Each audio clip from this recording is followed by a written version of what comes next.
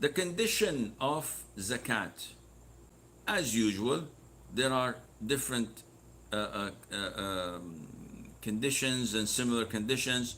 One condition for zakat is beautiful surah for us to memorize. وَمَا مَنَعَهُمْ أَن تُقْبَلَ صَدَقَاتُهُمْ. Why Allah did not accept what they had spent, their charity? The reason is that they have disbelieved in Allah and the Prophet ﷺ. So the hypocrites' charities would not be accepted. The disbelievers' charities would not be accepted on the day of judgment. It will all be turned into dust. So Islam is essential in the acceptance of whatever good deeds you do. Number two, freedom.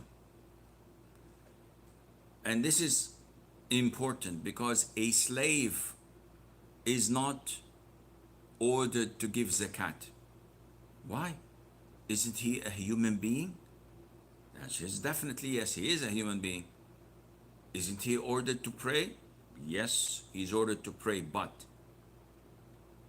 he is not obliged to pray in the masjid. What do you mean? He's a Muslim, yes, but he's a slave. So he is supposed to be dedicated to his master's demands and work. So by going to the masjid, by going to Friday prayers, this would hinder his master's work. And this is why scholars say he doesn't have to go. If his master allows him, alhamdulillah, he is not obliged to perform hajj. And when it comes to zakat, he cannot give zakat. Whoa, cannot. Or you say should not. No, he cannot. But why? The answer is that a slave and all what he owns belong to his master. Power to go and sell them. If I have a slave and he drives a fancy car, the car is mine. Yes, Sheikh, but he bought it from his own money. He doesn't have money. He's a slave. I can sell him whenever I want. So this is part of slavery, and he does not possess any wealth, and hence he cannot give any zakat. Number three, a person, in order to give zakat, he has to have access. He has to have, not access, he has to have more than what he needs and uses, excess maybe, than what he needs. So I'm not all told to take off my clothes and give zakat from them, or to sell my car, or to sell my house. These are essential things that we need: food, clothes, shelter, and hence zakat should be something out of my need, extra than the things that I need. Number four, the turn of the full lunar year. And this, of course, applies to all the categories that I've mentioned in the beginning, which is essential for you to remember, because this is half of zakat, to know the categories of the wealth that we are ordered to give zakat from. So this applies for gold, silver, and currencies, one. Crops grown from earth, two. Live cat, oh, sorry, let me rephrase that. Unfortunately, they don't have editing powers here to scratch that out. The categories that gold, silver, and currencies. Two, livestock. Three, merchandise or goods that are sold and bought in trading.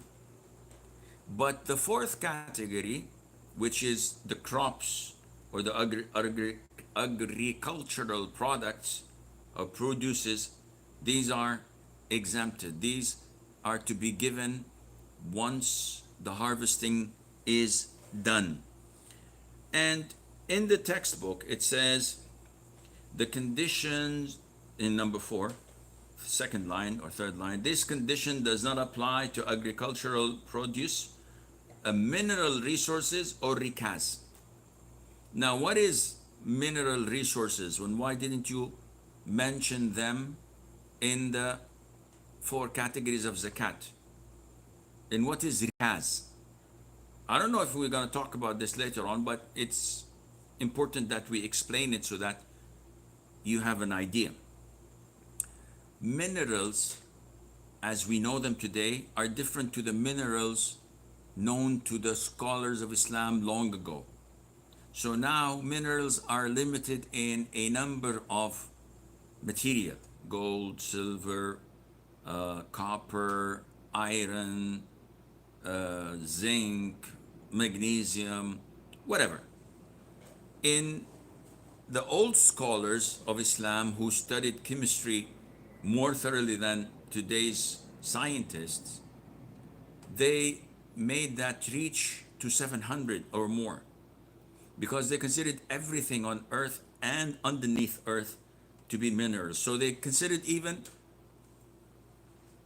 NASA, I think, which is salt, to be a mineral. So the scholars long ago differed whether zakat is due on minerals or not. So the Hanafi school of thought said zakat is mandatory on every type of mineral that is solid. Minerals that are liquid, such as mercury, oil, tar, these are not zakatable. These are the zakatable minerals. Hanbali school of thought said, no, any mineral is zakatable, regardless. Maliki and Shafi'i school of thought said that, no, minerals are not zakatable. We need evidence from the Quran and the Sunnah to state that it's zakatable, because we only know of the gold and silver. So whether it's ore of gold and silver, whether it is refined, whether it is this or that, yes, there is zakat. But to claim that we have to give zakat on rubies, emeralds, pearls, to give zakat on magnesium, on cobalt, on whatever, no, we need evidence. And this is the most authentic opinion. And this is the choice of Sheikh ibn Uthaymeen and a number of great scholars as well. And this is the most authentic. So there's no zakat on oil. Unless, of course, these minerals are used to trading. So you extract it and you sell it, then it becomes urud al-tijara, the 4th category, which we will come to discuss later on, if Allah is willing, Azza wa Jal. Okay, what about rikaz? Rikaz is known to the jurors as Dafnul Jahiliyyah. In English, the treasures of pre-Islamic era. So treasure hunters, and you dive for wrecked ships, and you find a ship that predates Islam, and you find a chest with golden jewelry in it. This is known as rikaz. So how would I know, Sheikh? Do I have to use carbon? If it were gold coins, you can see by what is engraved on it that it is from the Byzantine era, or the Greeks, or the Roman Empire, or from even way before that. So even if you dig underneath a piece of property and you find money and wealth and treasures, if it is pre-Islamic era, this is known as rikaz. Those who find it, it's finders keepers. But they are instructed to give the highest ratio of zakat ever in Islam, which is 20% or fifth of what you had found.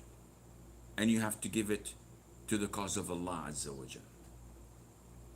So, okay, what about if I find a chest full of gold and jewelry, but the coins indicate that this is from the Ottoman Empire?